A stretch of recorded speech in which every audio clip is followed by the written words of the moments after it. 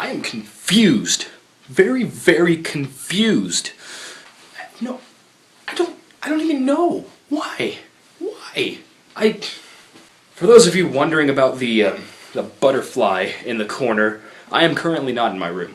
I am in the room on the other end of the house that we use for a daycare that's been going on since before I was born. The reason I am in this room is so that I can be as vocally pronounced as I want to at 11:09 at night. Why do I want to be as vocally pronounced as I want to at 11 o'clock at night? That is because I just watched the first episode of Koihime Musou. That's right, the show before Shin Koihime Musou, the show I did for my last initial impressions. You all know how that went. Bullshit!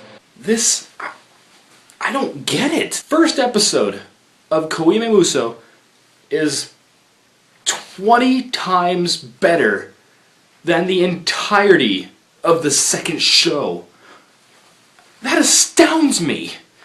It's like every aspect of it is, it's not a good show. Judging by the first episode, it's not going to be good, but it's going to be acceptable. The show was so bad. The second show was so bad. Everything that was bad about it, they seem to be doing all right in the first episode of this show.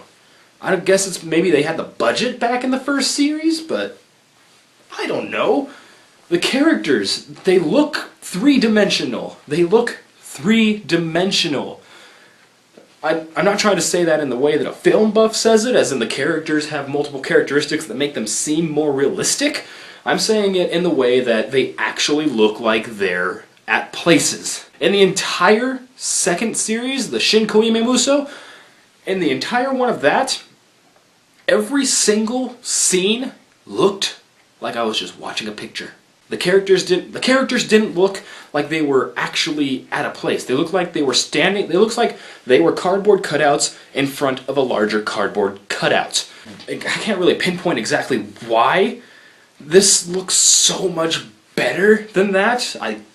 What I could guess is it might be the lighting, because the lighting seemed pretty good, which is weird to say about an anime, considering it's animated. The first show is apparently going to follow around Kanu, the main of the main group in the second show, and her going around getting all these. The group that I mentioned was the main group in the second show. It's her going around the world honing her skills to get this group together to change the world for the better because bandits everywhere. The Crunchyroll description for the second season was more accurate to the first episode of this than it was to anything throughout the entire second season. That's bad. And Rinrin's in the first episode of this. What did I say about Rinrin before? Little annoying Naruto-esque girl who I hated throughout the entire series. She's annoying. She's tolerable. She's not only tolerable, she is very slightly likable. That's new, because I couldn't stand her the entirety of the second show.